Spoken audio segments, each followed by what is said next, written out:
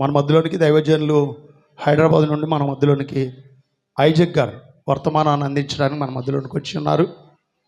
వారు వచ్చి వర్తమానాన్ని అందించవలసిందిగా ప్రభుపేట మనం చేయించున్నాం. అందరూ కూడా ఒకసారి చప్పట్లు కొడదాం దైవజనులు వస్తుండగా.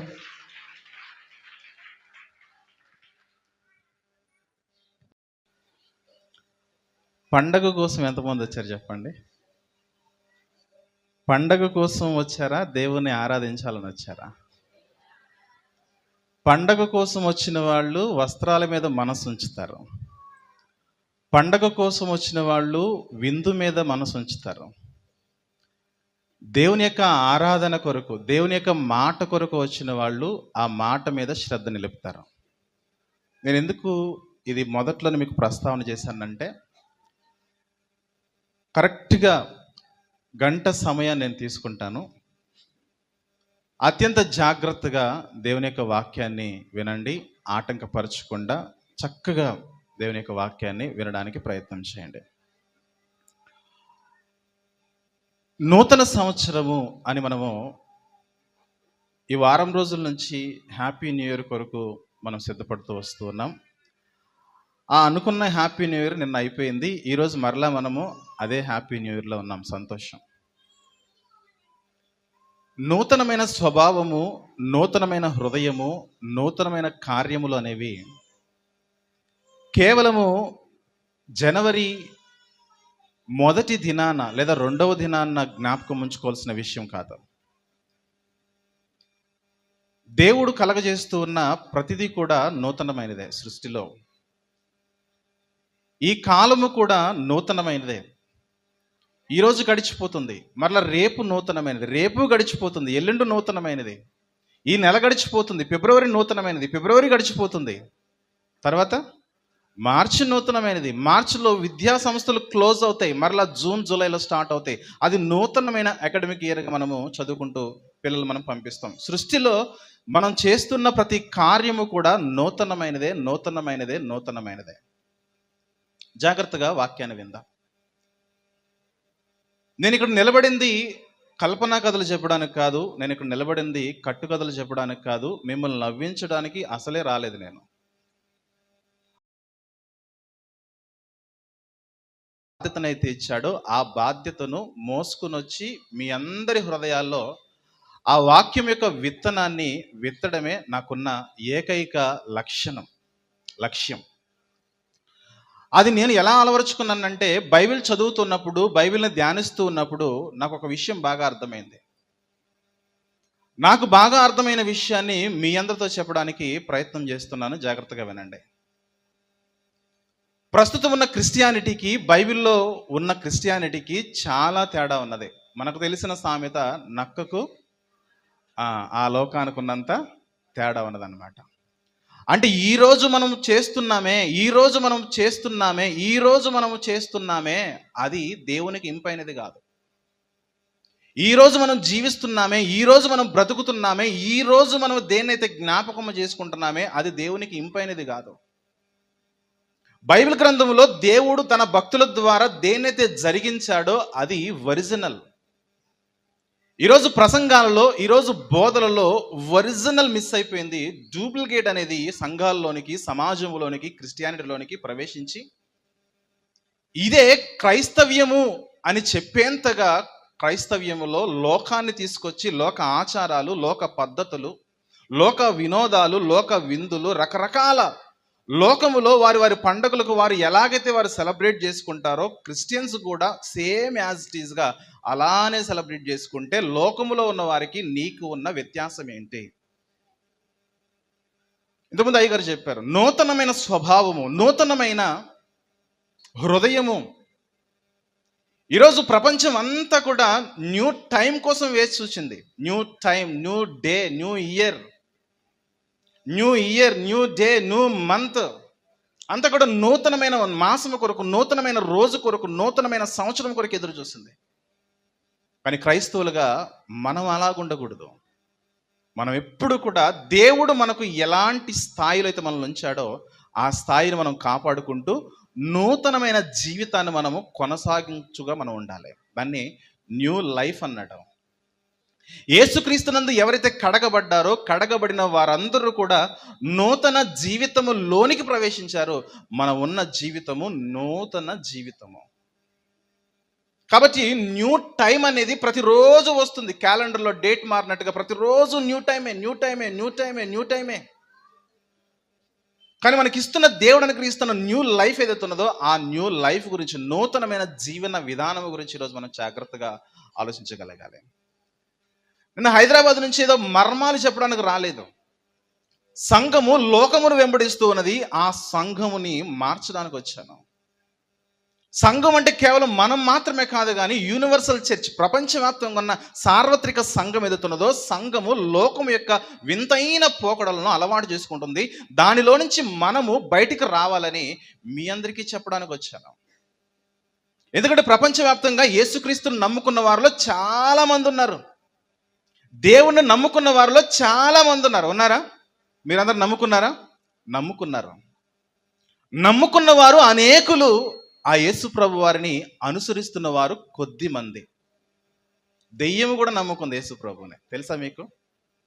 దేవుడు ఒక్కడే నీవు నమ్ముచున్నావు, దెయ్యములు కూడా దేవుణ్ణి నమ్మి నీకంటే మనకంటే ఎక్కువగా దెయ్యాలు వణుకుచున్నాయి. దెయ్యము కూడా దేవుణ్ణి నమ్మింది, దెయ్యము కూడా యేసు ప్రభువుని నమ్మింది. నమ్మకము అందరిలో ఉంది. యేసు ప్రభు గొప్ప దేవుడని, యేసు ప్రభు లోక రక్షకుడని దెయ్యానికి కూడా తెలుసు. ఇక్కడ నమ్మకము ముఖ్యము కాదు, యేసు ప్రభువుని అనుసరించడం ముఖ్యం. బిలీవ్ సిస్టమ్ ముఖ్యము కాదు, యేసు ప్రభువుని మనం ఫాలో అవడం. ఆయన అడుగులో అడుగేసి, ఆయన మాటలో మాటేసి, ఆయన తీసుకుని వచ్చి మన హృదయాల్లో పెట్టుకుని మనం మాట్లాడుతున్నప్పుడు, నడుస్తున్నప్పుడు, పండుకున్నప్పుడు, లేచినప్పుడు, త్రోవను వెళుతున్నప్పుడు, కూర్చున్నప్పుడు, అన్ని సందర్భాల్లో కూడా యేసుక్రీస్తు నాలో ఉన్నాడు అని ప్రతి ఒక్కరూ కూడా ఆలోచించి ప్రతి అడుగు ప్రతి మాట వేయవలసిన వాడే క్రైస్తవుడు. వాడికి ఇచ్చిన జీవితమే నూతనమైన జీవితం. అందుకే పేతురు భక్తుడు మాట్లాడుతున్న ఒక చక్కని మాట చూద్దాం ఒకసారి. పేతురు గారు రాసిన మొదటి పత్రిక 4వ అధ్యాయము మొదటి వచనాలు చూద్దాం ఒకసారి. పేతురు గారు రాసిన రెండోసారి కూడా చెబుతాను, ఎందుకంటే కొంతమంది ఫాస్ట్గా తీలేరు కాబట్టి వారి గురించి. పేతురు గారు రాసిన మొదటి పత్రిక 4వ అధ్యాయము మొదటి వచనములో, క్రీస్తు శరీరమందు శ్రమపడును గనుక మీరును అట్టి మనస్సును ఆయుధముగా ధరించుకొనండి. శరీర విషయములో శ్రమపడిన వాడు శరీరమందు జీవించు మిగిలిన కాలము ఇక మీదట మనుజాశలను అనుసరించి నడుచుకొనక దేవుని ఇష్టానుసారముగా నడుచుకున్నట్లు పాపముతో జోలి ఇక ఏమీ లేక బ్రతకండి అన్నాడు. జాగ్రత్తగా వాక్యాన్ని ఆలకించండి, జాగ్రత్తగా వాక్యం మీద మనసు పెట్టండి. మనము ఈ లోకంలోకి వచ్చిన తర్వాత ఇప్పటికే మీ అందరికీ కూడా చాలా ఆయుష్కాలం అయిపోయింది. పర్సనల్గా నా గురించి చెప్పాలంటే నాకు 35 నిండిపోయాయి. నేను ఇప్పుడు 36లోకి అడుగు పెట్టాను. 36 నుంచి నేను ఇంకా 2 రోజులు బ్రతుకుతానా, 3 రోజులు బ్రతుకుతానా, 3 సంవత్సరాలు బ్రతుకుతానా, 4 సంవత్సరాలు బ్రతుకుతానా, 5 సంవత్సరాలు బ్రతుకుతానా, 10 సంవత్సరాలు బ్రతుకుతానా, 15 సంవత్సరాలు బ్రతుకుతానా, అది నా ఆధీనంలో లేదు. దేవుడు నాకు ఇచ్చిన మిగిలిన ఆయుష్ కాలము. బైబిల్ ఎప్పుడు కూడా మీరు గతములో ఉండకండి అని చెబుతుంది. మనం ఎప్పుడు కూడా గతములో ఉండకూడదు. ఎందుకంటే గతములో పాపం ఉన్నది, గతములో దోషములున్నాయి, గతములో అతిక్రమం ఉన్నది, గతములో నీచమైన కార్యములు ఉన్నాయి, గతములో దేవునికి ఆయాసకరమైన పాత జీవితం ఉన్నది.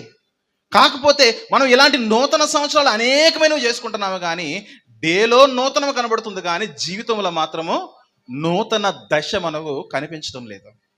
కానీ దేవుడు కోరుతుంది ఏంటంటే మీరందరూ కూడా నూతన స్వభావము, నేను ఏ స్వభావాన్ని అయితే ఇచ్చానో ఆ స్వభావము కలిగి మీ ఆధ్యాత్మిక జీవితాలని నూతనముగా మీరు కొనసాగించాలి. దాని ఒక చక్కటి పదజాలాన్ని మనకు అర్థవంతమైన రీతిలో బైబిల్ ఉన్న భక్తులు రాశారు. వాటిని ఒక్కొక్కటిగా జాగ్రత్తగా చదువుకుంటూ వెళ్దాం. ఇక్కడ పేతురు గారు అంటున్నారు, ఆయన అంటున్న మాట, మిగిలిన కాలము నువ్వు ఎలా ఉపయోగించుకోవాలనుకుంటున్నావు? నీ మిగిలిన కాలాన్ని నువ్వు దేని కొరకు ఉపయోగించుకుందాం అనుకుంటున్నావు? డబ్బు కొరక, పదవి కొరక, అధికారము కొరక, లోకములో ఉన్న వ్యామోహముల కొరక, లేదా శరీర సంబంధమైన సుఖముల కొరక, సుఖభోగముల కొరక నీ మిగిలిన కాలాన్ని దేని కొరకు వినియోగించుకోవాలనుకుంటున్నావు? ఒకవేళ నువ్వు యేసుక్రీస్తు వారిని నమ్ముకొని అనుసరిస్తున్న వారే గనక మీలో ఉంటే యేసుక్రీస్తు వారిని తీసుకొచ్చి గుండెల్లో ప్రతిష్ఠించుకోమంటున్నాడు ఇదే పేతురు భక్తుడు. 3వ అధ్యాయము 16వ వచనం చూస్తే, పేతురు గారు రాసిన మొదటి పత్రిక 3:16లో, నిర్మలమైన మనసాక్షి కలిగిన వారై మీలో ఉన్న నిరీక్షణను గురించి మిమ్మను హేతు అడుగు ప్రతి వానికి సాత్వికముతోనూ భయముతోనూ సమాధానము చెప్పుటకు ఎల్లప్పుడూ సిద్ధముగా ఉండి మీ హృదయములందు క్రీస్తును ప్రభువుగా ప్రతిష్ఠించండి. ఎప్పుడైతే ఏ దినాన్నైతే నువ్వు క్రీస్తును ఈ హృదయంలో నా దేవుడు యేసుక్రీస్తుని ప్రతిష్ఠిస్తావో ఆ దినమున నీ జీవితము నూతన పరచబడింది. నువ్వు యేసుక్రీస్తు యొక్క రక్తంలో కడగబడిన దినమున నీ జీవితము నూతన పరచబడింది. కానీ నూతన పరచబడిన జీవితాలు నూతనమైన స్వభావంలో కొనసాగుతూ ఉన్నాయా, లేదా అదే పాత క్యారెక్టర్ను కొనసాగిస్తూ ఉన్నామా? పాత స్వభావాన్ని కొనసాగిస్తున్నామా? పాత పాపపు జీవితాన్ని మనం కొనసాగిస్తూ ఉన్నామా? బైబిల్లో భక్తులు మీరు గమనించండి, ఎవరు కూడా బైబిల్ని సంతోషంగా రాయలేదు. బైబిల్లో భక్తులు కానీ, దేవుడు కానీ, పరిశుద్ధాత్ముడు కానీ, యేసుక్రీస్తు యొక్క మనసు కానీ, ఆయన హృదయం కానీ, బైబిల్లో ఉన్న భక్తులు పరిశుద్ధాత్ముల ద్వారా వీళ్ళు రాస్తూ ఉన్నప్పుడు ఎవ్వరు కూడా సంతోషంగా రాయలేదు. కానీ ఈరోజు ప్రసంగ వేదికలు, ఆటలకు, పాటలకు, పిచ్చి కామెడీలకు, తర్వాత డాన్సులకు, విందులకు, వినోదాలకు, స్టేజ్ మీద ప్రసంగ వేదికలు, ప్రసంగాలు చెబుతూ ఉన్నవారు కూడా ఎలా అయిపోయారు ప్రసంగాలు చెబుతున్నవారు? కామెడీ చేయకుండా ప్రసంగాన్ని ముగించరు. చూడండి, మీరు కూడా నవ్వకుండా ప్రసంగాన్ని ఎప్పుడైనా ముగిస్తారా? ముగించరు. ఎందుకంటే బాగా నవ్విస్తే బాగా చెప్పినట్టు, కానీ బాగా గద్దిస్తే ఈయనెందుకు తీసుకొచ్చారండి.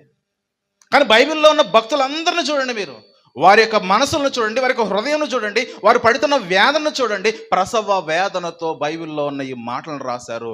అడుగడుగున క్రైస్తవ్యం అంటే ఆశీర్వాదం కాదయ్యా, క్రైస్తవ్యం అంటే బ్లెస్సింగ్స్ కాదయ్యా, క్రిస్టియానిటీ అంటే క్యారెక్టర్కి సంబంధించింది. అడుగడుగున క్రీస్తుని మీ హృదయంలో ప్రతిష్ఠించుకుని, క్రీస్తు ఎలా మాట్లాడతాడు, క్రీస్తు ఎలా నడుస్తాడు, క్రీస్తు ఈ కార్యాన్ని ఎలా చేస్తాడు, యేసుక్రీస్తు ఎలా ప్రార్థన చేశాడు, యేసుక్రీస్తు ఎలా ఉపదేశం చేశాడు, యేసుక్రీస్తు ఇతరులతో ఎలా మాట్లాడాడు, యేసుక్రీస్తు ఇతరులతో ఎలా నడుచుకున్నాడని అడుగడుగునా కూడా వారి యొక్క ఆంతర్యంలో నుంచి మనం వాక్యాన్ని చదవాలి.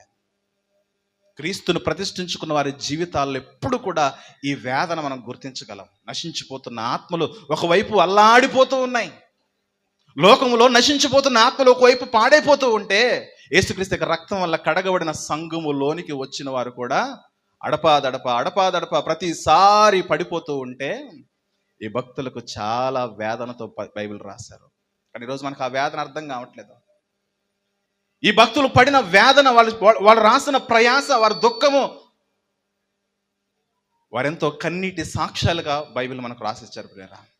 కానీ ఈరోజు ప్రసంగ వేదికలు కామెడీ షోలుగా విరాజిల్లుతున్నాయి.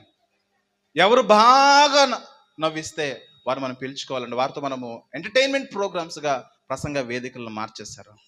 కానీ ఇక్కడ అలా కాదు. ఇక్కడ వాక్యం చెబుతున్న సేవకులు అలా కాదు. మీ సేవకులు ఖచ్చితమైన వారిని ఆహ్వానిస్తారు. వారి మెసేజ్లు కూడా నేను అప్పుడప్పుడు వింటూ ఉంటాను ఇలా లైవ్ ద్వారా. ఎప్పుడు కూడా మనలో ఉన్న పాపాన్ని పారద్రోలడానికి, మనమందరం కూడా దేవునికి సమీపంగా ఉండడానికి కావలసిన అత్యంత ఉన్నతమైన మాటలు ఇక్కడ బోధించబడుతున్నాయి. కాబట్టి విని మన జీవితాల్లో దేవుణ్ణి కేవలం ఆశీర్వాదాల కొరకు మాత్రమే కాదు, కానీ దేవుణ్ణి ఈ లోకంలో దేన్నో పొందుకోవాలని నమ్ముకోవడం కాదు, కానీ దేవుణ్ణి మనం ఎందుకు నమ్ముకోవాలంటే మన క్యారెక్టర్ని మార్చుకోవడానికి. మన క్యారెక్టర్ ఎలా మారాలంటే యేసుక్రీస్తు యొక్క క్యారెక్టర్ లోనికి మారాలి. మన ప్రవర్తన అంతా కూడా మనం మాట్లాడుతున్నా, నడుస్తున్న యేసుక్రీస్తు వలె మనం జీవించాలి. ఎందుకంటే మనము పాత వారము కాము. మనము నూతనమైన జనాంగం. దేవుడు మనల్ని ప్రత్యేకపరిచి ఒక ఉన్నతమైన పొజిషన్లో పెట్టాడు. మీ స్థాయి ఇదన్నాడు. మీ స్థాయి ప్రత్యేకమైన స్థాయి. మీరు రాజులైన యాజక సమూహం మీ స్థాయి. మీరు దేవుని సొత్తు మీ స్థాయి. దేవుని ప్రజలు మీ స్థాయి. మీ స్థాయి పరలోకపు స్థాయి. కానీ మనం ఆ స్థాయిలో బ్రతకాల్సిన మనము ఏ స్థాయిలో పడిపోయాం చెప్పండి? విడిచిపెట్టిన పాత జీవితంలోనికి ఆ స్థితిలో మన జీవితాలు ఇంకా కొనసాగుతూ ఉన్నాయి. చూద్దాం ఒకసారి తీతుకు రాసిన పత్రిక బైబిల్ గ్రంథంలో నుంచి జాగ్రత్తగా వాక్యాన్ని వినండి. మన సబ్జెక్ట్లోకి వెళ్తున్నాము.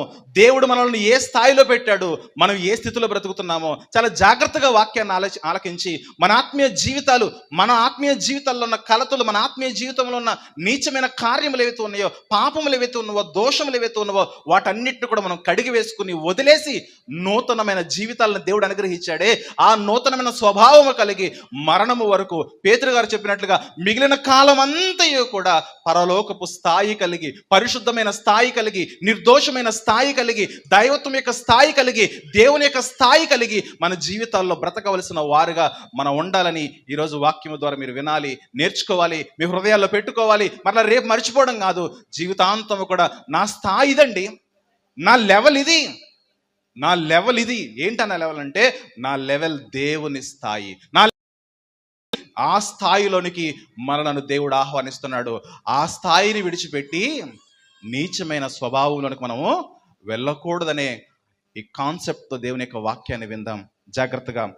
తీతుకు పత్రిక 3వ అధ్యాయం 5వ వచనంలో, మనము నీతిని అనుసరించి చేసిన క్రియల మూలముగా కాక తన కనికరము చొప్పునే పునర్జన్మ సంబంధమైన స్నానము ద్వారాను పరిశుద్ధాత్మ మనకు నూతన స్వభావము కలగజేయుట ద్వారాను దేవుడు మనలను రక్షించెను. మన స్థాయి ఒకప్పుడు మురికి స్థాయి, మన పాపముల చేత, అపరాధముల చేత మనమందరం కూడా ఆత్మీయంగా చచ్చిపోయి వ్యభిచార సంబంధమైన లోక సంబంధమైన ఆలోచనల చేత మనం బ్రతుకుతున్నప్పుడు పాపములో ఉండగా దేవుడు తన కృప చేత మనల్ని రక్షించాడు.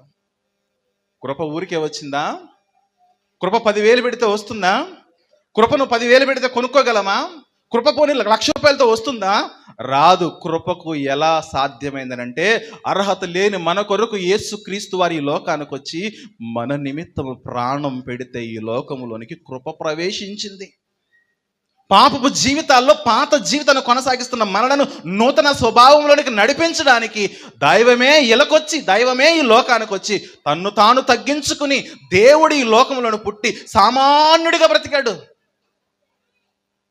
ఆయన మనకు ఒక ఎగ్జాంపుల్గా బ్రతికాడు. ఆయన మనకు ఒక రోల్ మోడల్గా బ్రతికాడు. కానీ మనం ఈరోజు ఎలా బ్రతుకుతున్నాం చెప్పండి? ఆయన బ్రతికిన జీవన విధానాన్ని పక్కన పెట్టేసి, ఆయన మనకు చూపించిన మాదిరిని పక్కన పెట్టేసి మనం హెచ్చించుకుని లోకములో నన్ను మించినోడు లేడని లోక సంబంధమైన స్థాయిని పెంచుకుంటున్నాం. మనం పెంచుకోవాల్సింది లోక సంబంధమైన స్థాయి కాదు, లోకములో అంతస్తు కాదు, లోకములో హోదా కాదు, లోకములో పదవి కాదు, లోకములో డబ్బు కాదు. మనం పెంచుకోవాల్సింది దేవుడి పేరు చెప్పుకుని దైవత్వములో మన స్థాయి పెరగాలి, పరిశుద్ధతలో మన స్థాయి పెరగాలి, దేవునిలో మన లెవెల్ పెరగాలి. ఎందుకంటే దేవుడు మనలను లోకస్తుల వలె మీ స్థాయి పెంచుతానలేదు, దేవుని వలె మీ స్థాయి, దేవుని పోలికలోనికి మీ స్థాయి రావాలి. నా మాటలు అర్థమవుతున్నాయి కదా? నా మాటలు అర్థం అవ్వాలి. నా హృదయంలో మండుతున్న వేదన అర్థం కావాలి. ఎందుకంటే సేవకులుగా ఆ బాధ మాకు ఎలా ఉంటుందో తెలుసు. ఎందుకంటే సంఘానికి వస్తూ ఉంటారు, కానీ ఏ కుటుంబంలో చూసినా అల్లరి, ఏ కుటుంబంలో చూసినా నీచమైన కార్యాలే, ఏ కుటుంబం చూసినా, ఏ వ్యక్తిని చూసినా, ఎవరిని తట్టినా వారి జీవితాలు ఇంకా పాపముతోనే కొనసాగుతూ ఇక్కడికి వచ్చి ప్రభు బలలో చెయ్యి వేస్తారు, పాట పాడతారు, ప్రార్థన చేస్తారు, వాక్యం చెబుతానంటారు, సాక్ష్యాలు చెబుతానంటారు. నీవు సాక్ష్యాలు చెప్పడం దేవుడికి అవసరం లేదు. Note this point. సంఘములో నిలబడి నువ్వు సాక్ష్యాలు చెప్పడం దేవుడికి అవసరం లేదు. నువ్వు సంఘములోను, సంఘమునకు వెలుపల, ఇంటిలోను నీవే ఒక సాక్షిగా ఉండాలి. దేవుడికి కావాల్సింది అది. సాక్ష్యం చెప్పడం అంటే దేవుడు మనకు చేసిన మేలులు సాక్షిగా ఉండడం అంటే మనము దేవుని యొక్క దైవత్వం యొక్క స్థాయిలో మనం జీవించడం. ఈ రెండు వేరు. సాక్షులుగా ఉండండి నాయన అంటే మనమేమో సాక్ష్యాలు చెప్పుకుని బ్రతికేస్తూ ఉన్నాం. సాక్ష్యాలు చెప్పాం, దేవుని నామకి మహిమ అన్నాం, బయటికి వెళ్ళి సాక్ష్యం లేకుండా ప్రవర్తిస్తే నీ లెవెల్ పడిపోతుంది, నీ స్థాయి పడిపోతూ ఉన్నది. నీ స్థాయి ఏ స్థితిలోకి వెళ్ళిపోతుందంటే పాపపు స్థితిలోకి వెళ్ళిపోతున్నది. ఇక్కడంతా దేవా నీవు చేసిన అద్భుత కార్యాలు బట్టి నీకే మహిమ, ఘనత, ప్రభావం అన్నావు. వెరీ గుడ్, నీ సాక్ష్యం బాగుంది, నువ్వు చెప్పిన సాక్ష్యం బాగుంది. కానీ నీ బ్రతుకులో, నీ క్యారెక్టర్లో నూతన స్వభావాన్ని కనుక నువ్వు చూపించలేకపోతే నీ సాక్ష్యం ఏమైపోవాలి? అందుకే సాక్ష్యాలు చెప్పడం గొప్ప కాదు, మనము దేవుని నిమిత్తము మనము సాక్షులై ఉండాలి. భూదిగంతముల వరకు మనం ఎలా ఉండాలి చెప్పండి? సాక్షులై ఉండాలి. నిజంగా ఎంత భయానకమైన పరిస్థితులు క్రైస్తవ్యంలోనికి వెంబడించాయంటే, ఎంత నీచమైన ఘోరమైన పరిస్థితులు క్రిస్టియానిటీలోనికి ప్రవేశించాయనంటే, దేవుడు మనలను వెలుగన్నాడా, స్విచ్ వేస్తే స్టార్ వెలగాలన్నాడా? మనల్ని వెలగమన్నాడు. మనం ఏం చేసాం చెప్పండి? స్టార్ని వెలిగించాం, లైట్లు వెలిగించాం. మనము వెలగాలి లోకంలో. క్రిస్మస్ అంటే స్టార్ వెలగడం కాదు.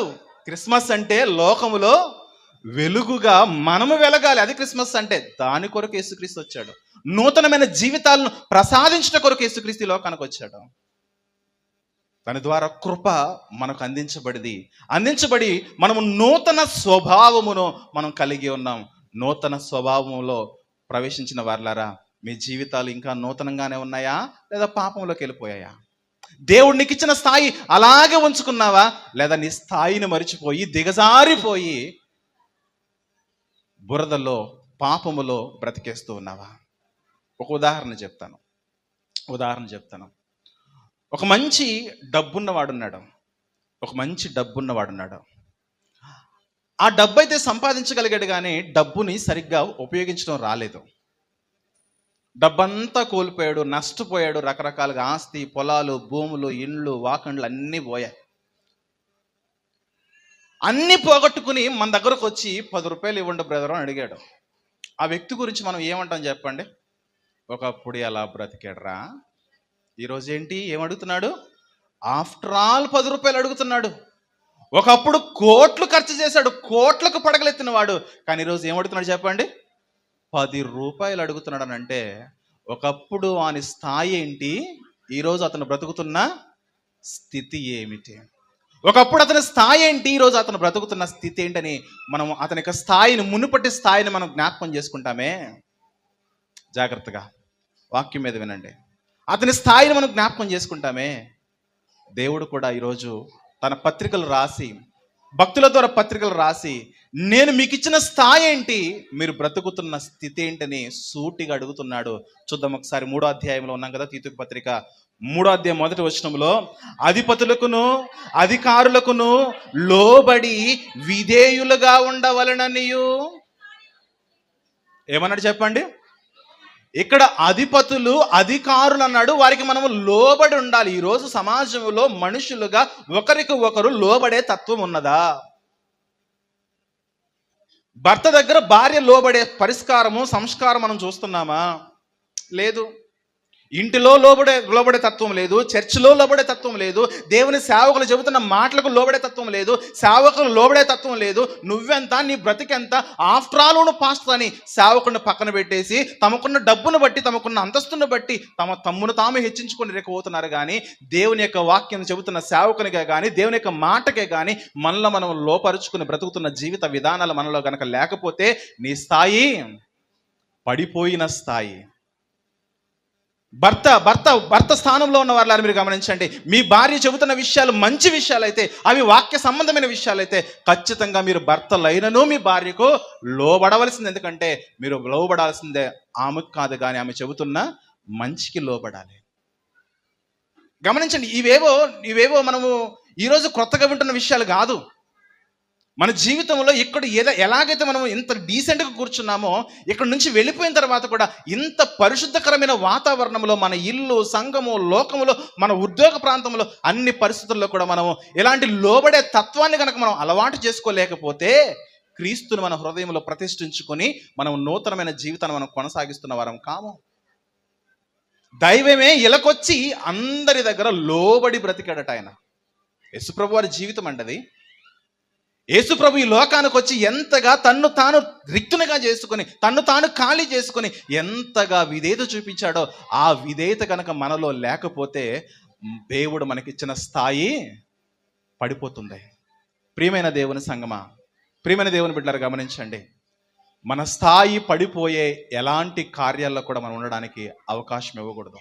దాని కంటిన్యూగా చదువుదాం. ప్రతి సత్కార్యము చేయుటకు సిద్ధపడి ఉండవలననియు మనుషులందరి ఎడల సంపూర్ణమైన సాత్వికం అన్నాడు. చూడండి, మనుషులందరి ఎడల సాత్వికము. ఏంటా సాత్వికము? ఎవరి సాత్వికం అది? యేసుక్రీస్తు యొక్క సాత్వికము. ప్రయాసపడి భారము మోస్తున్న సమస్త జనులారా నా యొద్దకు రండి, ఎందుకంటే నేను సాత్వికుడును, నేను దీన మనస్సు కలిగిన వాడను. ఏది సాత్విక మనలో ఉండట్లేదే, ఏది అనుకు మనలో ఉండట్లేదే. ఎవరిని దూషింపక జగడమాడని వారు శాంతులనై ఉండవలనని వారికి జ్ఞాపకము చేయము. దైవజనులుగా సేవకులుగా మాకున్న బాధ్యత ఏంటంటే సంఘాన్ని పరిశుద్ధత లోనికి నడిపించాలి. ఇంతకీ మన జీవితంలో సాత్వికం అలాగే కొనసాగుతూ ఉన్నదా?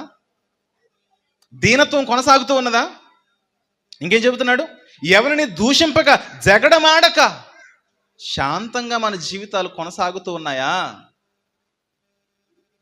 ఇళ్లల్లో ఈరోజు అనేక రకాల తగాదాలు, అనేక రకాల కొట్లాటలు. మనం ఎంత సైలెంట్గా ఉన్నా సరే ఎవరో ఒకరు వచ్చి మనల్ని రెచ్చగొట్టి రెచ్చగొట్టి రెచ్చగొట్టి మనం రెచ్చిపోయేంత వరకు రెచ్చగొడుతూనే ఉంటారు. చూడండి, రెచ్చగొడితే రెచ్చిపోయేవాడు క్రైస్తవుడు కాడు. యేసుప్రభు ఎక్కడ కూడా రెచ్చిపోలేదు. చూడండి, ఆయన హృదయాన్ని మనం కలిగి ఉండాలి, ఆయనను మనం ప్రతిష్ఠించుకోవాలి. ఎందుకంటే మన స్థాయి అది. నువ్వు రెచ్చగొడితే రెచ్చిపోయే స్థాయి కాదు ఇది. అందుకంటే దేవుని యొక్క వాక్యం కలిగిన వారు చాలా మౌనంగా ఉండడానికి ప్రయత్నం చేస్తారు. అవతల వచ్చి భార్య కానీ, భర్త కానీ, పిల్లలు కానీ, తల్లిదండ్రులు కానీ, అత్త కానీ, మామ కానీ అనేక రకాలుగా మనల్ని రెచ్చగొడుతూ ఉంటారు. రెచ్చగొడితే రెచ్చిపోయే స్థాయిగా నీది ఉండకూడదు. ఎందుకంటే నీవు నూతనమైన జీవితాన్ని యేసుక్రీస్తు వల్ల పొందుకున్నావు. ఒకవేళ వారు రెచ్చగొట్టారు కదా, నువ్వు రెచ్చిపోయి నువ్వు కూడా జగడంలోకి కాలు దువ్వావా, నీ సాత్వికాన్ని కోల్పోయావా, నీ నెమ్మదిని కోల్పోయావా, నువ్వు కూడా దూషణకరంగా బూతులు మాట్లాడుతున్నావా, నీ స్థాయి పడిపోయింది. నీ గ్రాఫ్ పడిపోయి ఎక్కడికి వెళ్ళిపోయింది చెప్పండి? పాతాళానికి పడిపోతుంది. దేవుడు బాగా గమనించండి, దేవునికి నీ స్తుతి కంటే నీ ప్రవర్తన చాలా ఇష్టం. ఎవరి ప్రవర్తన అయితే శ్రేష్టముగా ఉంటుందో ఆటోమేటిక్గా వాళ్ళ స్తుతి, వాళ్ళ ఆరాధన, వారి అర్పణ దేవుడు అంగీకరిస్తాడు. మనం ఎంతసేపు కూడా స్తుతి మీద కాన్సెప్ట్ చేస్తున్నాము కానీ ప్రవర్తన మీద కాన్సెప్ట్ అవ్వట్లేదు. మనం కాన్సన్ట్రేట్ చేయాలి. ప్రవర్తన బైబిల్లో ఉన్న ప్రతి పత్రిక చూడండి, ప్రవర్తన. ఎలా ప్రవర్తన అంటే యేసుక్రీస్తునకు కలిగిన సంపూర్ణ హృదయంలోనికి మీ హృదయాలు రావాలి. యేసుక్రీస్తు కలిగిన సంపూర్ణ స్వభావంలోనికి మీరు రావాలి. కానీ ఈరోజు అలాంటి స్వభావము మనకు కనిపించట్లేదు కదా. ఏ ఇల్లు చూసినా గొడవలతో. ఎందుకు గొడవలు అంటే చిన్న బిట్టు కోసం అండి, ఇంతంత ఆహారం కోసం అండి, ఇంతంత ముద్ద కోసం అండి, ఇంతంత చికెన్ కోసం అండి, ఇంతంత మటన్ కోసం అండి. అర్థమవుతుందా?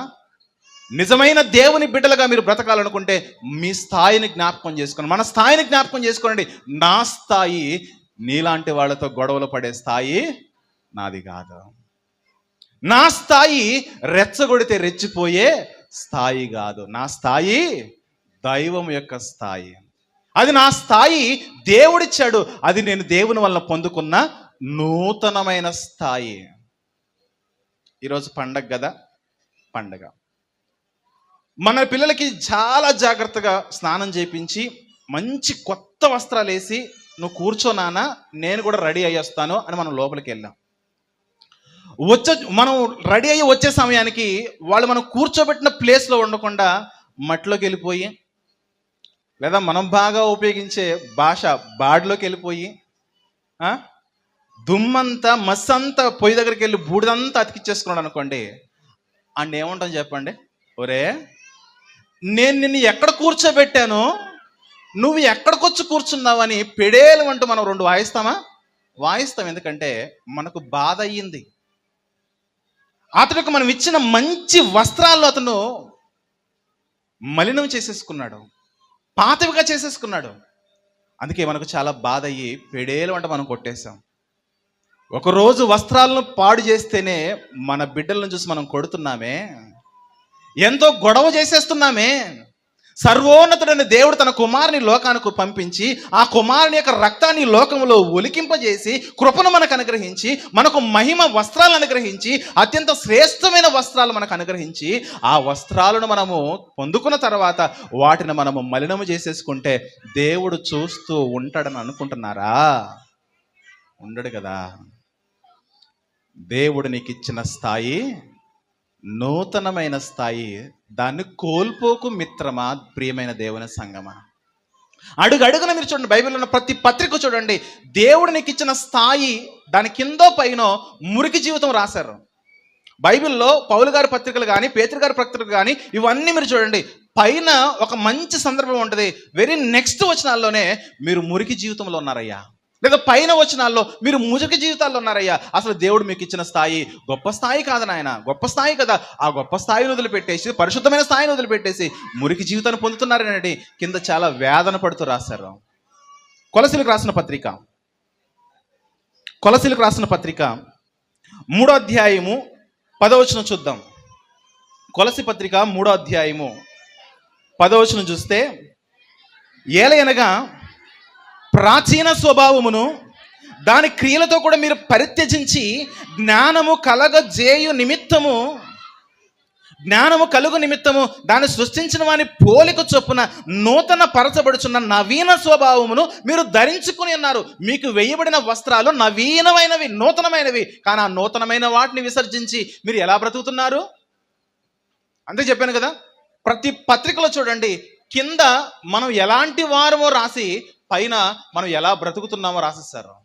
5వ వచనం చూస్తే, 5వ వచనము సంఘానికి పత్రిక రాసి 5వ వచనం అంటున్నాడు, సంఘమా నూతన పరచబడిన మీరు జ్ఞానమును సృష్టించిన వాని పోలిక చొప్పున, దేవుని యొక్క పోలిక చొప్పున మీరు నూతన పరచబడిన వారు. మీరు ఎలా ఉన్నారనంటే, భూమి మీద ఉన్న మీ అవయవములను అనగా జారత్వము, అపవిత్రత, కామాతురత, దురాశ, విగ్రహారాధన, ధనాపేక్ష చంపివేయండి. ఏంటి? నూతన పరచబడిన వారిలోనికి ఏం ప్రవేశించింది? జారత్వం ప్రవేశించింది. జారత్వం అంటే స్త్రీ పురుషుల మధ్య జరిగే వ్యభిచారం మాత్రమే కాదండోయ్. బైబిల్లో ఉన్న భక్తులు మాట్లాడుతున్న జారత్వం అంటే కేవలం స్త్రీ పురుషుల మధ్య లైంగిక వాంఛల చేత కలుగుతున్న వ్యభిచారం మాత్రమే కాదు, అది కూడా జారత్వమే. కానీ మరొక జారత్వం మాట్లాడుతుంది బైబిల్. ఒక స్త్రీకి ఒక పురుషుడు ఉండాలి, అవునా? అవును. ఒక పురుషునికి ఒకే స్త్రీ ఉండాలి, అవునా? అవును. అలా కాకుండా ఒక స్త్రీ ఇంట్లో ఒకరిని పెట్టుకుని బయట ఒకరిని పెట్టుకుంటే అది పాపము. ఒక పురుషుడు ఇంట్లో ఒక స్త్రీని పెట్టుకుని బయట ఒకరిని పెట్టుకుంటే అది పాపము.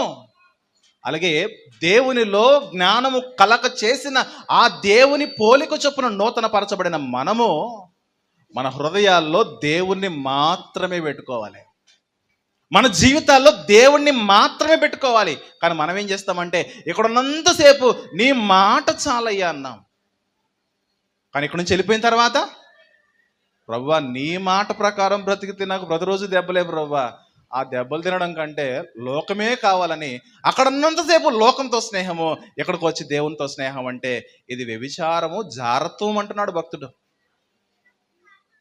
ప్రియమైన దేవుని ప్రజలారా, ప్రవర్తన అన్నాడు. ప్రవర్తన, మన క్రియలు మారాలి. నా వైపు చూడండి అమ్మా, నా వైపు చూడండి, నా వైపే చూడండి. ఎందుకంటే ఎక్కడ ప్రవర్తన గురించి వాక్యం బోధించబడుతుందో, ఎక్కడ బైబిల్ యొక్క ఒరిజినల్ సారాన్ని ప్రదర్శించబడుతుందో, సాతాను అనేక రకాలుగా డిస్టర్బ్ చేస్తాడు. వాడు డిస్టర్బ్ చేస్తే మీరు డిస్టర్బ్ అయితే మీకు సాతాను పట్టేసినట్టు. అర్థమవుతుందా? సాతాను ఎక్కడో ఉండడు. ఎక్కడ సత్యవాక్యము ప్రవర్తన గురించి, పరిశుద్ధమైన జీవితాల గురించి ఎక్కడైతే బోధించబడుతుందో సమీపంగా ఉంటాడు. వాడే ఎప్పుడు మనల్ని డిస్టర్బ్ చేస్తూ ఉంటాడు, ఎప్పుడైనా ఆలోచనలన్నీ ఇప్పుడే మనకి ఇస్తూ ఉంటాడు. అర్థమవుతుందా? అదే అంటున్నాడు ఇక్కడ, భూమి మీద మీ అవయవములు అనగా జారత్వమును, అపవిత్రతను, కామాతురతను, దురాశను, విగ్రహారాధన, ధనాపేక్షను చంపివేయండి. ఇంతకుముందు అయ్యగారు చెప్పారు కదా, ఏమని చెప్పారు? దేవుని మాట వ్యభిచారులు మార్చింది, దేవుని మాట సమరీ స్త్రీని మార్చింది, దేవుని మాట అత్యంత ధన ఆసక్తి కలిగిన జక్కయ్యను మార్చింది.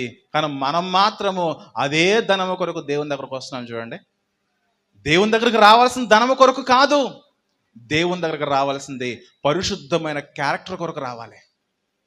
పరిశుద్ధమైన నూతన స్వభావం అన్నాడు దాన్ని, పరిశుద్ధమైన క్యారెక్టర్ కొరకు రావాలి. ఈరోజు ప్రాబ్లం ఏమవుతుందంటే, క్యారెక్టర్ ఉండట్లేదు, పరిశుద్ధత ఉండట్లేదు. పరిశుద్ధత లేకుండా ప్రవ్వా ఇక్కడికి వచ్చి, ప్రవ్వా నాకు ఆ పొలం కావాలి, ఆ స్థలం కావాలి, ఈ భూమి కావాలి, ఆ ఉద్యోగం, ఆ పెళ్ళి, ఆ ఫారెను, ఏమేమో అడుగుతున్నాము. కానీ ప్రవ్వా నాకు పరిశుద్ధత కావాలి ప్రవ్వా అని అడిగాము ఏ రోజైనా మనము? పొలాలు, స్థలాలు, భూములు, ఇల్లులు, అంతస్తులు ఇవ్వాలంటే యేసు ప్రభు ఇక్కడికి వచ్చి ప్రాణం పెట్టాల్సిన అవసరం లేదు సుమి. మనకు కావలసిన వాటిని అనుగ్రహించడానికి యేసుప్రభు ఇక్కడికి రావాల్సిన అవసరం లేదు. ఆయన అక్కడుండి కూడా ఇవ్వగలడు. ఎందుకంటే ఆయన రాకముందు మనుషులు లేరా? ఆయన రాకముందు మనుషులు ఈ లోకంలో జీవించలేదా? బ్రతకలేదా? బ్రతికి సమస్తమును కలిగి ఉండలేదా? భూములు కలగలేదా? పొలాలు కలగలేదా? స్థలాలు కలగలేదా? బంగారం కలిగి ఉండలేదా? ఆయన అక్కడి నుంచి కూడా ఇవ్వగలడు మనకు.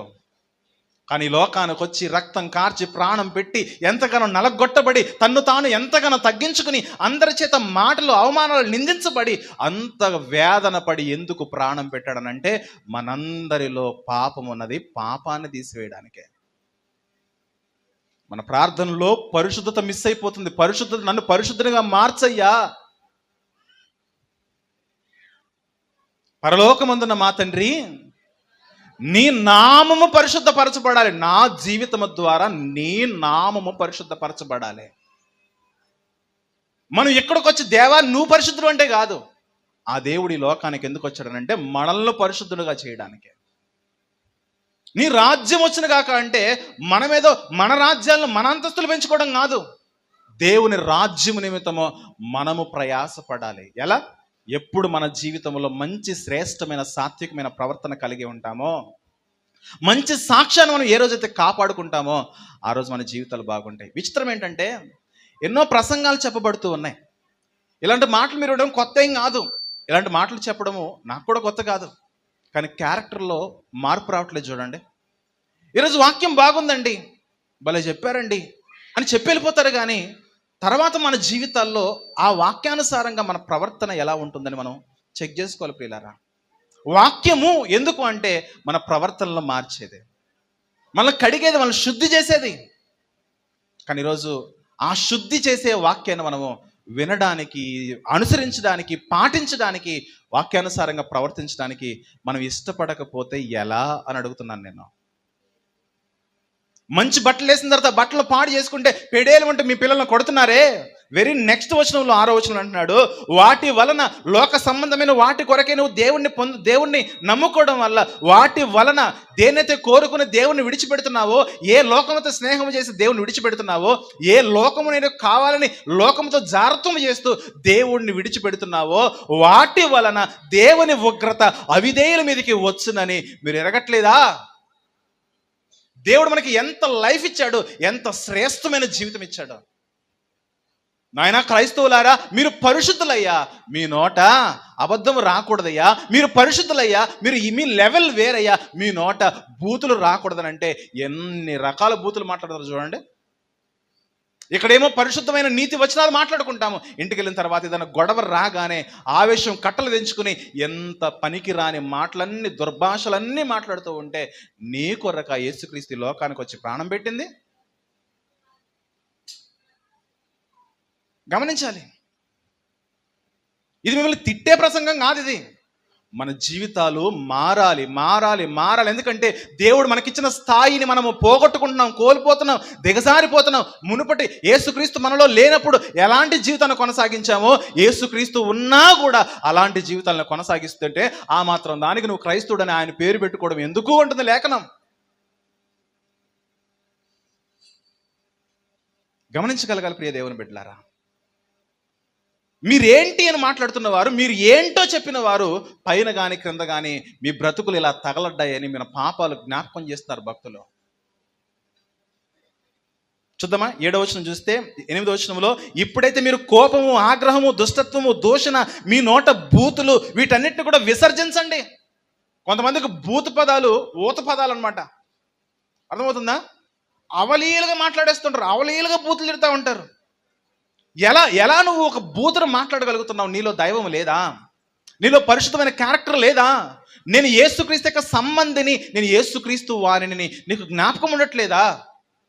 నీకు ఇవ్వబడిన నూతనమైన స్థాయి అది ఎందుకు నువ్వు దిగజార్చుకుని బ్రతుకుతున్నావు? పేతురు గారు రాసిన మాట చూద్దాం ఒకసారి. పేతురు గారు రాసిన మొదటి పత్రిక 2వ అధ్యాయము. పేతురు గారు రాసిన మొదటి పత్రిక 2వ అధ్యాయం 9వ వచనం చూస్తే మన స్థాయి చెప్పాడు అక్కడ. క్రైస్తవులారా, మీ స్థాయి ఏంటంటే, అయితే మీరు చీకటిలో నుండి ఆశ్చర్యకరమైన తన వెలుగులోనికి మిమ్మల్ని పిలిచిన వాని గుణాతిశయములను ప్రచురము చేయ నిమిత్తము మీ స్థాయి ఏంటంటే, ఏర్పరచబడిన వంశం మీ స్థాయి. మీ స్థాయి ఏంటంటే రాజులైన యాజక సమూహం మీ స్థాయి. మీ స్థాయి ఏంటంటే మీరు పరిశుద్ధ జనము. మీ స్థాయి ఏంటంటే మీరు దేవుని సొత్తయ్యా. మీరు దేవుని సొత్తుగా, దేవుని రాజ్యముగా, యాజక సమూహముగా మన స్థాయి ఉంటే మనం ఎలా ఉన్నామట? పేతురు గారు ఎంతో బాధతో అంటున్నాడు, వెరీ నెక్స్టేనండి. బైబిల్ మీరు బాగా మనసు పెట్టి చదవండి. ఎక్కడ మనం గొప్పవారిమని, ఎక్కడ మనల్ని దేవుడు గొప్పవారిగా చేశాడని రాశాడో, వెరీ నెక్స్ట్ వచనాల్లో మనం ఇంకా పాపములో బ్రతుకుతున్నామని రాశారు. అందుకే చెప్పాను, బైబిల్ ఎవరో కూడా హ్యాపీగా రాయలేదు. బైబిల్ రాసిన భక్తులు హ్యాపీగా రాయలేదు. ఒకప్పుడు ఒకవైపేమో లోకము నశించిపోతుంది, ఒకవైపేమో యేసుక్రీస్తు యొక్క పేరు పెట్టబడిన వారు క్రైస్తవులు నశించిపోతున్నారట. పరిశుద్ధముగా బ్రతుకుటకు, పరిశుద్ధముగా జీవించడానికి పిలవబడిన వారు పాడైపోయారు. వీళ్ళు ఎంత పాడైపోయారనంటే మంచి మాటలు చెబుతూ ఉంటే వినడానికి కూడా ఓపిక లేనంతగా పాడైపోయింది సంఘము. గర్భఫలము నా జ్యేష్ఠపుత్రుని నీకిచ్చిన చాలని పాడగలిగే స్థితిలో ఉన్నది, కానీ ఆ జ్యేష్ఠపుత్రులను దేవుని సంఘములో పరిచర్య కొరకు నియమించలేనంతగా పాడైపోయింది. దేవుని సమయాన్ని దుర్వినియోగం చేస్తూ దేవుని సంఘానికి కూడా సమయానికి రాలేనంతగా మారిపోయింది. రీసెంట్గా ఒక పెళ్లిలో వాక్యం చెప్పడానికి వెళ్ళాను. పెళ్ళి 11 గంటలకు అన్నారు. సరే, మేము 11 గంటలకు వెళ్ళి స్టేజ్ ఎక్కి కూర్చున్నాం. పెళ్లి కొడుకు 1 గంటకు వచ్చారు. ఆ పెళ్లిలో పెద్ద ఒక ఆయన వచ్చాడు. వాక్యం చదువుతుంటే ముగించేమన్నాడు. పిచ్చ బీపీ వచ్చింది. నువ్వు ఇప్పుడు కాదు రావాల్సింది, 11 గంటలకు వచ్చి నువ్వు అప్పుడు పెట్టాలి, మొదలు పెట్టాలి. అప్పుడు 11 గంటలకు నువ్వు రాకుండా వాక్యం చదువుతుంటే నువ్వు ఇప్పుడు మాట్లాడు, గెట్ అవుట్ అన్నాను. అంతే. అర్థమవుతుందా? వచ్చేసి మాకు సమయం అయిపోతుంది. సమయం ఏంటి? నీకు తిండి కొరకు అంత బాధ ఏంటి? నీకు అంత వేదన ఉంటే, ఆవేదన ఉంటే 11 గంటలకు రా. అందరిని తొందర పెట్టు, అందరిని పిలువు, కూర్చోబెట్టు, ఫోన్లు చేయి. రాకపోతే అందరిని పిలువు. సమయానికి జరగాలని అంత గొప్ప గుణం ఉంటే అందరిని పిలువు. సరిగ్గా వాక్యం చెప్పేసరికి ముగించండి. ఏంటి? దేని కొరకు పెళ్లి? దేని కొరకు? దేవుని మాట వినబడకుండా పెళ్లి చేసేసుకుంటావా? అందుకే చెబుతా, మన కుటుంబంలో కానీ సంఘంలో కానీ ఏది జరిగినా సెలబ్రేషన్లా ఉండకూడదు, ఏది జరిగినా వర్షిప్లా ఉండాలి. బైబిల్ మనకు అది బోధిస్తుంది. ఎందుకంటే సెలబ్రేషన్ అనగానే ప్రజలు ఉంటారు చెప్పండి, సంతోషము. ఎక్కడికి వెళ్ళి అంత సంతోషం నీకు? నీ జీవితము మురికి పట్టిపోయి పాపములు బ్రతుకుతున్నావు. చస్తే నరకానికి వెళ్ళిపోతాయి జీవితాలు. నరకములో నుంచి తప్పించాలని మహోన్నతుడైన యేసుక్రీస్తు వారు ఈ లోకానికి వచ్చి రక్తం కార్చాడే. అందులోని త్యాగం మనకు అర్థం కాకపోతే ఈ బ్రతికెందుకు క్రైస్తవ జీవితము? అర్థమవ్వాలి. మన జీవితంలో మన దేవుడు మనకిచ్చిన స్థాయిని మనం కోల్పోతున్నాము. రాజులైన యాజక సమూహమయ్యా, పరిశుద్ధ జనాంగమయ్యా, మీరు ఏర్పరచబడిన వారయ్యా అంటే కింద మాట్లాడుతున్నాడు 10వ వచనములో, ఒకప్పుడు ప్రజగా ఉండక ఇప్పుడు దేవుని ప్రజలయ్యారయ్యా. ఒకప్పుడు మీకు కనికరమే లేదయ్యా. ఒకప్పుడు మీ వైపు చూసినోడే లేడు, మిమ్మల్ని పట్టించుకున్న నాదు లేడాడు. కానీ ఈరోజు ఎలా ఉంది చెప్పండి మీ పరిస్థితి? నేను మిమ్మల్ని నూతనమైన స్థితి ఇచ్చి, క్రైస్తవుడు అనే పేరు పెట్టి, నా గొప్ప నామం మీకిచ్చి, మిమ్మల్ని పరిశుద్ధపరిచి ప్రత్యేకపరిచిన తర్వాత మీ జీవితాలు ఇంకా పాపములు పండిపోతూ ఉంటే ఆ దేవుడు ఎంత వేదన కలుగుతుందో మీకు అర్థం కావాలి. అందుకే అంటాడు వెరీ నెక్స్ట్ మినిట్లో అండి, ఎంతో దూరం కూడా వెళ్ళలేదు పేతురు గారు. మీరు ఏర్పరచబడిన జనాంగము, రాజులని యాజక సమూహం అని 11వ వచనంలో అంటున్నాడు. ప్రియులారా, మీరు పరదేశులయ్యా, మీరు యాత్రికులయ్యా. మీ స్థాయి పైనున్న అత్యున్నతమైన స్థాయి అయ్యా. మీ స్థాయిని దిగజార్చుకోవద్దు గనుక ఆత్మకు విరోధముగా పోరాడు శరీర ఆశలు మీరు విసర్జించండి. బైబిల్లో మత్తయి సువార్త నుండి మార్కు సువార్త, లూకా సువార్త, ప్రకటన గ్రంథం వరకు అంతా కూడా మీరు గమనిస్తే శరీర కార్యములన్నీ కూడా ఒక లిస్టు ఒకే దగ్గర రాశారు. ఆల్మోస్ట్ ప్రతి పుస్తకంలో కూడా లిస్ట్ రాయబడ్డాడు. ఆ లిస్టులో ఏ పాపమైనా నేను చేయకుండా జీవించగలిగితే నా స్థాయి పరిశుద్ధమైన స్థాయి. పైన చెప్పాడు మీ స్థాయి ఏంటి చెప్పండి? రాజులైన యాజక సమూహము, ఏర్పరచబడిన వంశము, దేవుని సొత్తు మన స్థాయి. కానీ నెక్స్ట్ ఏం చెప్తున్నాడు చెప్పండి? శరీర కార్యాలు ఉన్నాయి నాయన మీలో, మీరు విసర్జించాలి. ప్రియమైన దేవుని బిడ్డలారా, మన ఆధ్యాత్మిక జీవితంలో మనం దేవుడు మనకిచ్చిన ఆ స్థాయిని మరిచిపోకుండా మనం బ్రతకాలయ్యా. దేవుని లేఖనం అదే చెబుతుంది, దేవుని వాక్యము మనకు బోధిస్తున్నది అదే. మరొక సందర్భం చూద్దాం. మరొక సందర్భం చూస్తే ఎఫెసీయులకు రాసిన పత్రిక 4వ అధ్యాయము, ఎఫెసీ పత్రిక 4వ అధ్యాయము 22వ వచనం చూద్దాం. ఎఫెసీయులకు రాసిన పత్రిక 4వ అధ్యాయం 22వ వచనంలో, కాబట్టి మునుపటి ప్రవర్తన విషయంలోనైతే యేసుక్రీస్తులోనికి రాకముందు దురాశ వలన చెడిపోవు మీ ప్రాచీన స్వభావమును వదులుకొని మీ చిత్తవృత్తి యందు నూతన పరచబడిన వారే, నీతియు యథార్థవంతమైన భక్తియు గల వారే, దేవుని పోలికగా సృష్టింపబడిన నవీన స్వభావము. ఎంత మంచి పదాలు అక్కడ చెప్పాడు చూడండి. మనకి ఇవ్వబడిన పోలిక ఎవరి పోలిక? ఎవరి పోలిక? దేవుని పోలిక అండి. దేవుని పోలికలో ఉన్నవారు ఎలా మాట్లాడాలి? దేవుడిలానే మాట్లాడాలి. లోకస్తుల వల్ల మాట్లాడకూడదు. లోకములో బూతున్నది, బూతులు మాట్లాడకూడదు. లోకములో అన్యాయం ఉన్నది, అన్యాయంగా మాట్లాడకూడదు. లోకములో మోసం ఉన్నది, మోసముగా ప్రవర్తించకూడదు. ఎందుకంటే మనకి ఇవ్వబడిన పోలిక నూతనమైన పోలిక. ఒక్కసారి వాక్యం దగ్గరకు వచ్చి మన ముఖాలు వాక్యానికి చూపిస్తే, అయ్యా నీకు ఇచ్చిన నూతనమైన పోలిక ఆ రోజే వదిలేసావయ్యా, నువ్వు మరలా పాపములోనే బ్రతుకుతున్నావయ్యా అని చెబుతుంది వాక్యము. ప్రియమైన దేవుని బిడ్డలారా, న్యూ ఇయర్ అంటే ఈరోజు జరుపుకునేది కాదు. ప్రతిరోజు కూడా న్యూ లైఫ్ కలిగి, నూతన జీవితము కలిగి, ఆధ్యాత్మిక జీవితాలు మిగిలిన జీవిత కాలం అంతా కూడా ప్రభు యొక్క చిత్తాన్ని నెరవేర్చడంలో మన జీవితాన్ని మనము ఉపయోగించాలి.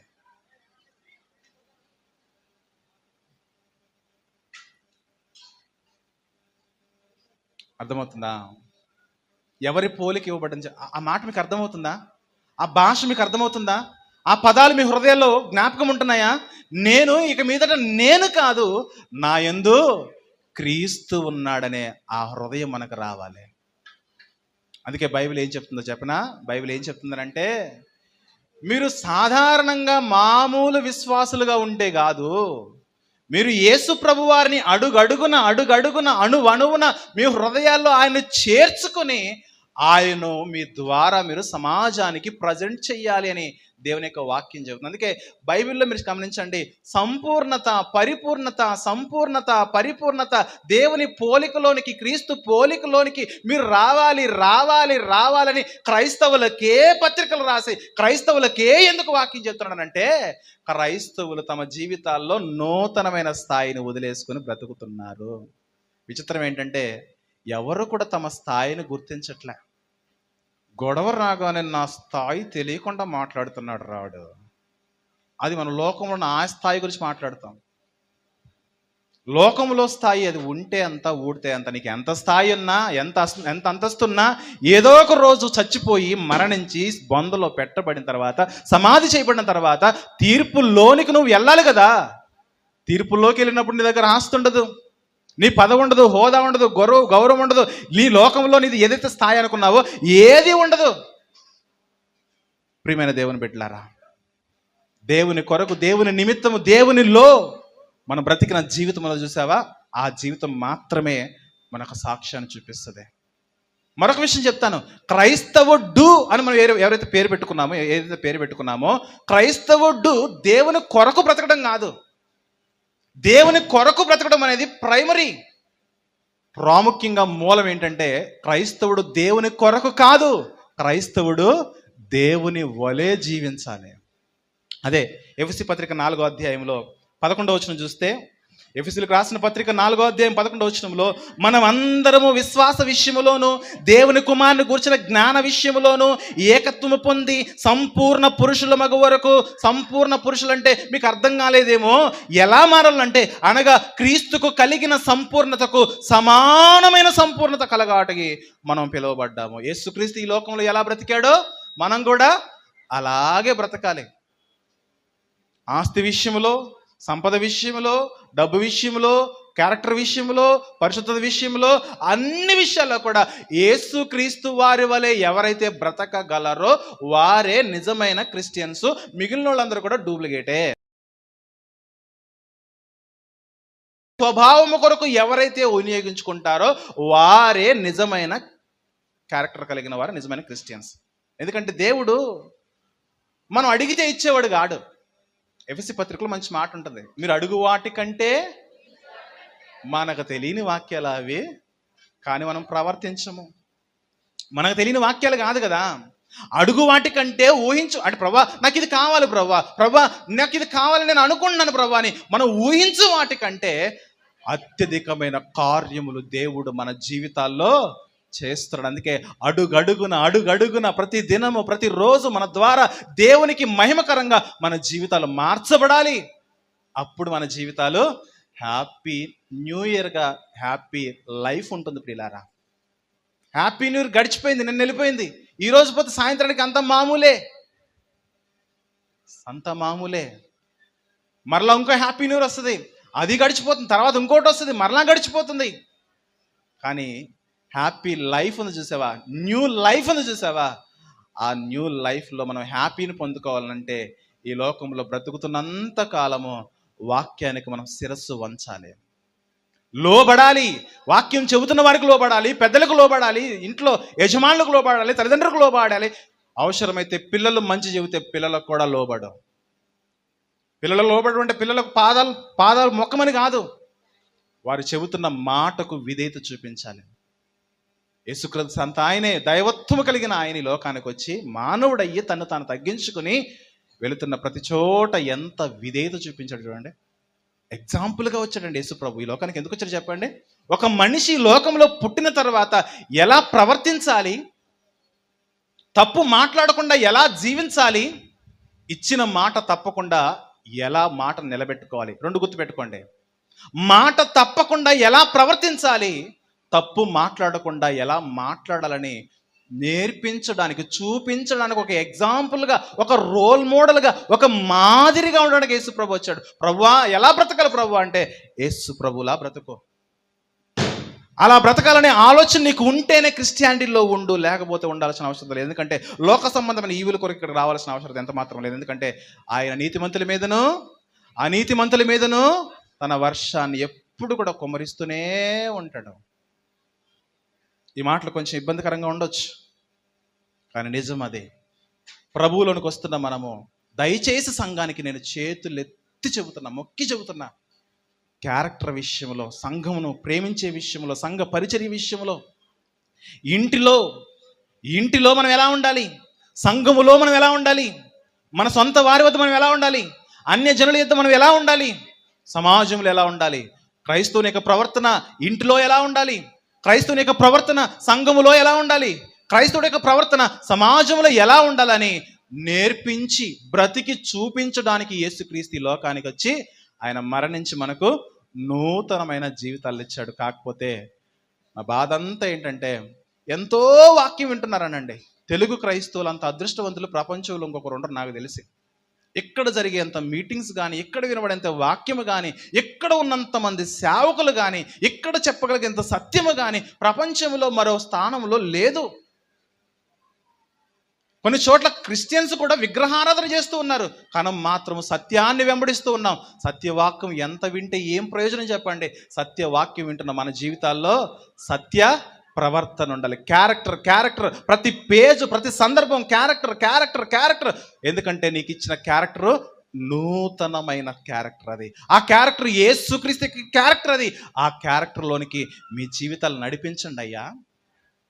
నిజానికి పెళ్లి ప్రసంగం అనగానే ఎక్కడ మనకు ఎఫెసీ పత్రిక 5వ అధ్యాయం 22 నుంచి స్టార్ట్ అవుతుందా పెళ్లి ప్రసంగం. కానీ బైబిల్లో పెళ్లి ప్రసంగం ఎక్కడ స్టార్ట్ అయింది చెప్పనా? 4వ అధ్యాయము 25 నుంచి స్టార్ట్ అవుతుంది. 25 నుంచి స్టార్ట్ అవుతుంది నిజం పెళ్లి ప్రసంగం.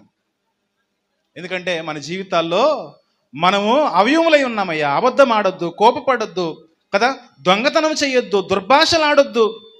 31వ వచనంలో సమస్త ద్వేషము, కోపము, క్రోధము, అల్లరి, దూషణ, సకలమైన దుష్టత్వమును మీ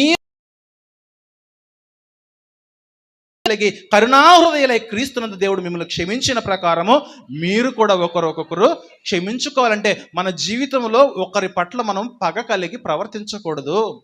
అందరి పట్ల కూడా సమాధానం కలిగి ఉండాలి. దరిద్రం ఏంటంటే సంఘానికి వస్తారు, యేసుప్రభుని కలిగి ఉన్నారు, రొట్టెలో చేయి వేస్తారు, పాత్రలో చేయి వేస్తారు, కానీ ఈ మూల కూర్చున్న వాళ్ళు ఆ మూల కూర్చున్న వాళ్ళు మాట్లాడుకోరండి. నిజం. పక్కింట్లో మాట్లాడరు, ఇంట్లో వాళ్ళతో మాట్లాడరు, అత్తతో మాట్లాడరు, మామతో మాట్లాడరు, కోడలతో మాట్లాడరు. ఇంతమందితోనూ మాటలు లేకుండా ప్రభు దగ్గరకు వచ్చి ప్రభువా సమాధానం అంటే ఏంటి? దేవుడు నీ వైపు చూసేది చూడడు. రియాలిటీలో బ్రతకండి, సినిమాల్లో బ్రతకండి. అర్థమవుతుందా? పాత జీవితంలో సినిమాల్లో గడిపామేమో, సినిమా జీవితాలు, కానీ క్రొత్త జీవితము దేవుని యొక్క వాక్యంలో గడపాలి మనము. దయచేసి గమనించండి, నువ్వు నూతన పరచబడ్డావా? లోకంలో ఇంతకుముందు ఏదైతే చేసావో సమస్తాన్ని విడిచిపెట్టు. ఈరోజు క్రిస్టియన్స్ ఎలా అయిపోయారంటే, మేము అన్ని సినిమాలు చూడమండి, కొన్నే చూస్తాం. ఆ కొన్నిలో మళ్ళీ అందరి సినిమాలు చూడము, కొంతమంది హీరోలువే చూస్తాము, పెద్ద పెద్ద హీరోలువే చూస్తాము, పాన్ ఇండియా స్టార్లువే చూస్తాము. మళ్ళీ మేము తెలుగు సినిమాలు పెద్దగా చూడము, ఇంగ్లీష్ సినిమాలు మాత్రమే చూస్తాము. అంటే నేను మరీ అంత చెడ్డోడిని కాదు, నేను మరీ అంత ఎదవను కాదు అన్నట్టుగా, నేను మరీ అంత ఎదవను కాదు, నేను కొంచెం మంచోడిని అని తమకు తాము ప్రజెంట్ చేసుకుంటున్నారు. దేవునిలోనికి రాకముందు నువ్వు ఏదో దాన్ని మొత్తం విడిచిపెట్టాలి. దేవునిలోనికి రాకముందు నీ నీచమైన ప్రవర్తన ఏదైతుందో దాన్ని మొత్తం విడిచిపెట్టి దేవుడు నీకు ఇచ్చిన ఉన్నతమైన స్థాయి ఏదైతుందో ఆ స్థానాన్ని అలానే కాపాడుకుంటూ కన్నుమోయి. నేను చెప్పినట్టు బ్రతకడం అంత ఈజీ కాదు. ఎంతో హృదయంలో మంట ఉంటుంది, వేదన ఉంటుంది. ఆడొచ్చి కొట్టేసి వెళ్ళిపోతున్నా మనం మౌనంగా ఉండాలి, వాడొచ్చి తిట్టేసి వెళ్ళిపోతున్నా మనం మౌనంగా ఉండాలి, వాడొచ్చి మన దగ్గర ఉన్నదాన్ని లాక్కుని వెళ్ళిపోతున్నా మనం సైలెంట్గా ఉండాలి. ఎందుకంటే యేసు ప్రభువు దూషింపబడి బదులు దూషింపలేదు, యేసు ప్రభువు శ్రమ పెట్టబడి ఎవరిని కూడా శ్రమ పెట్టలేదు, యేసు ప్రభువు గాయపరచబడి ఎవరిని కూడా గాయపరచలేదు, యేసు ప్రభువు అవమానపరచబడి ఎవరిని కూడా అవమానపరచలేదు, యేసు ప్రభువు నిందించబడి ఎవరిని కూడా నిందించలేదు. Is our role model, is our example. బ్రతికితే ఆయనలా బ్రతకాలి. ఒకడు కొట్టాడు, గుద్దాడు, తన్నాడు, ఒకడు ముళ్ళ కిరీటం పెట్టి నొక్కాడు, ఒకడు పొడి చేశాడు, ఎంతమంది ఎన్ని రకాలుగా టార్చర్ చేస్తూ ఉన్నా ఫైనల్గా ఆయన అన్న మాట ఏంటి చెప్పండి? తండ్రి వీరేమి చేయించున్నారో వాళ్ళకి తెలియదు నాయన. ఎందుకంటే లోకము నా వంటి స్వభావం వాళ్ళది కాదు. బ్రతికితే యేసుక్రీస్తు వల్లే బ్రతకడానికి ఈ రోజు నుంచి మీ రోజు తీర్మానం తీసుకోవాలి. అయ్యా నేను బ్రతికితే భర్త దగ్గర, భార్య దగ్గర, పిల్లల దగ్గర, తల్లిదండ్రుల దగ్గర, అత్త దగ్గర, మామ దగ్గర, అందరి దగ్గర కూడా నేను యేసుక్రీస్తు వలె నన్ను నేను తగ్గించుకుంటానయ్యా. తగ్గించుకున్నప్పుడు కొంచెం దుఃఖం ఉంటుంది, కొంచెం కాదు బాగా వేదన ఉంటుంది. ఎందుకంటే మనం ఎప్పుడైతే తగ్గించుకున్నామో అవతడు మనం లోకు అయిపోతాం. ఎప్పుడైతే మనం తగ్గించుకుని బ్రతుకుతున్నామో అవతడు మనల్ని చులకనగా భావిస్తాడు. అయినా పర్వాలేదు, ఎంతకాలం చులకన చేస్తారు, ఎంతకాలం మనల్ని అణిచివేస్తారు, ఎంతకాలం మనం తొక్కుతారు? మరణం వరకే కదా, సమాధి వరకే కదా. సమాధి తర్వాత మనకున్నది నిత్య జీవము, నూతనమైన లోకము. అందుకే క్రీస్తు నందున్న వారు ఏ సృష్టి? నూతన సృష్టి. మనము పరలోక రాజ్యమునకు మనం హక్కుదారులము. ఎలాంటి నూతన సంవత్సరాలు ప్రతి సంవత్సరం వస్తూనే ఉంటాయి, కానీ నూతన సృష్టిలోనికి మనం ప్రవేశించాలి, పరలోక రాజ్యంలోనికి మనం ప్రవేశించాలంటే యేసుక్రీస్తు లోకంలో ఎలా బ్రతికాడో, ఎలా బ్రతకమన్నాడో, ఎలా బ్రతికి చూపించాడో అలా మన జీవితాలు మనం ఎప్పుడైతే మార్చుకోగలమో మన స్థాయి క్షేమంగానే ఉన్నది. ప్రభువు వల్ల నేను ఎప్పుడైతే బ్రతకట్లేదని అనుకుంటున్నావో పడిపోయావు. నీ స్థితి, నీ వస్త్రాలు, రక్షణ వస్త్రాలు మలినమైపోయాయి. కాబట్టి ప్రియ దేవుని సంగమా, నాకు ఇవ్వబడిన సమయము అయిపోయింది. నేను చెప్పదలుచుకుంది ఒకటే, బ్రతుకుదురా క్రీస్తు మార్గములో చక్కగా, అత్యంత జాగ్రత్తగా, అత్యంత విధేయతగా, అత్యంత నెమ్మదిగా, అత్యంత సంస్కారము కలిగిన వారి వలె, సాత్వికము కలిగి, దీనత్వము కలిగి అవి నేర్చుకుని, వాక్యం నేర్చుకుంటున్నామంటే వాక్యానుసారంగా ప్రవర్తించి సంఘాన్ని గౌరవించండి, సేవకులను గౌరవించండి, ఇంటిని గౌరవించండి, ఇంట్లో ఉన్న వారిని గౌరవించండి. ఆఫీసులోనేమో యజమానుల దగ్గర వణికిపోతారు, కానీ సేవకుడు చెప్పే మాట అంటే ఏమి శ్రద్ధే ఉండదు, లెక్కే ఉండదు, లెక్కలేని తనం ఎక్కువైపోతుంది క్రిస్టియన్స్లో. సేవకుడు ఎందుకు చెప్తాడు చెప్పండి? కానుకల కోసం చెప్పడయ్యా. సేవకులు కానుకల కోసం ప్రసంగాలు చేయరు. అఫ్కోర్స్ చేసేవాళ్ళు ఉన్నారేమో, కానీ మేము అలా కాదు. సేవకుడికి కావాల్సింది మన భక్తి కావాలి. వీళ్ళందరినీ కూడా పరిశుద్ధతలోనికి తీసుకొచ్చి, వీళ్ళందరినీ కూడా బైబిల్లోనికి తీసుకొచ్చి, బైబిల్ ద్వారా, బైబిల్ గుండా వీళ్ళందరినీ కూడా నేనే మార్గం అని యేసుక్రీస్తు అన్నట్లుగా ఆ లోనికి పంపించి ఆ జీవం ద్వారా నిత్య లోకము, నూతన లోకమై ఉన్న మహిమ లోకంలోనికి మనం చేరాలన్నదే సేవకుల యొక్క ప్రయాస. ప్రియమైన దేవుని వల్ల అందుకే మనం ఇంటిలో యేసుక్రీస్తు వలె బ్రతకాలి, చర్చిలో యేసుక్రీస్తు వలె బ్రతకాలి, సమాజంలో యేసుక్రీస్తు వలె బ్రతకాలి. చర్చిలో మాత్రం యేసుక్రీస్తులా ఉండి ఇంటిలోనూ సమాజంలోనూ సాతానులా బ్రతికేసాం అనుకోండి, ఏం ప్రయోజనం లేదు. చర్చిలోనూ, ఇంటిలోనూ, సమాజంలోనూ అన్ని కాలాల్లోనూ అన్ని సమయాల్లోనూ యేసుక్రీస్తు యొక్క పోలికలో మనము మన జీవితాలు, మన మాట, మన విధానము, నడక, నడవడిక అన్నీ కూడా ఆయన వల్ల మనం జీవించాలి. థ్యాంక్ యూ వెరీ మచ్ అండి. ఇటు అవకాశం ఇచ్చిన మరి దైవజనులకు, ఇస్మాయిల్ గారికి, అమ్మగారికి, సంఘానికి ప్రభునామంలో మరొక్కసారి హృదయపూర్వకమైన వందనాలు.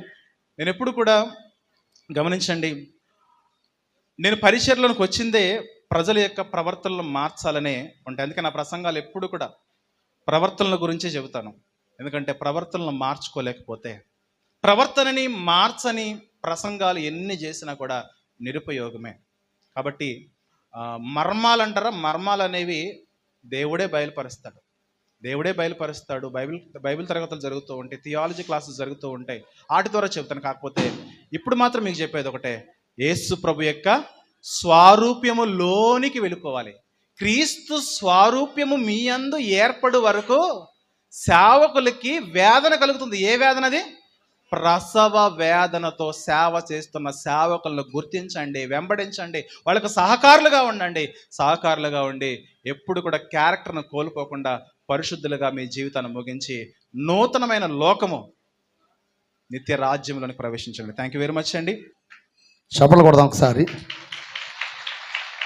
దేవుని మహాకృపలో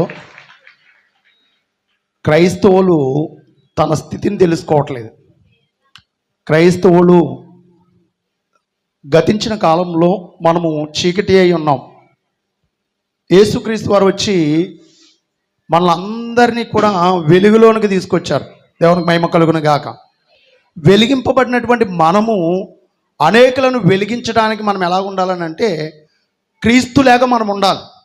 ఈ లోకంలో ఉన్నటువంటి చిన్న చిన్న వాటికి కక్కుర్తిపడి వాటి గురించి మనము ఆలోచన చేయకోకుండా, క్రీస్తుకు కలిగినటువంటి సమానమైనటువంటి సంపూర్ణత మనలోనికి రావాలి కంపల్సరీ. అలా వస్తేనే భక్తి మనం చేయాలి. ఇప్పుడు క్రైస్తవ్యం ఎలాగుందని అంటే, నులివెచ్చని జీవితంలో ఉంది. నులివెచ్చన కలిగినటువంటి వారిగా క్రైస్తవులు కనబడుతున్నారు. అటు ఇటు రెండు పడవల మీద అడిగేసినట్లుగా కనబడుతున్నారు. అలా కాకుండా మనం అందరం కూడా క్రీస్తుకు కలిగినటువంటి సమానమైనటువంటి సంపూర్ణత మనలోనికి రావాలని దైవజనులను, ఉపదేశకులను, అలాగే అనేక మంది వర్తమానాన్ని అందించడానికి అనేక మంది దైవజనులను మన ముందుకు రప్పించి ప్రియులారా మనకి వాక్యాన్ని బోధిస్తున్నారు. సహోదరులు హైదరాబాద్ నుండి మన మధ్యలోకి వచ్చారు. అద్భుతమైనటువంటి వర్తమానాలు. ఎందుకనంటే వర్తమానం ఎలాగుండాలని అంటే, పరలోకానికి నడిపించేదిగా ఉండాలి. భూ సంబంధమైనవి వస్తాయి. అవి ఎప్పుడు వస్తాయంటే మన ప్రవర్తనను బట్టి వస్తాయి. ప్రభు చెప్పిన లేఖనంలో, నీ దేవుడైన యెహోవా మాట నువ్వు శ్రద్ధగా వింటే ఈ దీవెనలన్నీ నీ మీదకి వచ్చి నీకు ప్రాప్తించును. నువ్వు పట్టణంలో దీవించబడతావు, పొలంలో దీవించబడతావు, నీ గర్భఫలం, భూఫలం, పశువుల మందలు. అవి ఎప్పుడు అనంటే మన ప్రవర్తన సరిగా ఉంటే దీవెనలన్నీ మన మీదకి వస్తాయి. కాబట్టి దీవెనలు అనేవి మన ప్రవర్తన మీద ఆధారపడి ఉంటుంది. పరలోకం అనేది ప్రియులారా అండి మన జీవితాన్ని మార్చుకున్న దానిని బట్టి ఆధారపడి ఉంటుంది. కాబట్టి గమనించవలసిందిగా ప్రభు మనవి చేస్తూ ఇంత మంచి వర్తమానం అందించినటువంటి దాసులకు ప్రత్యేకంగా వందనాలు తెలియజేస్తున్నాం.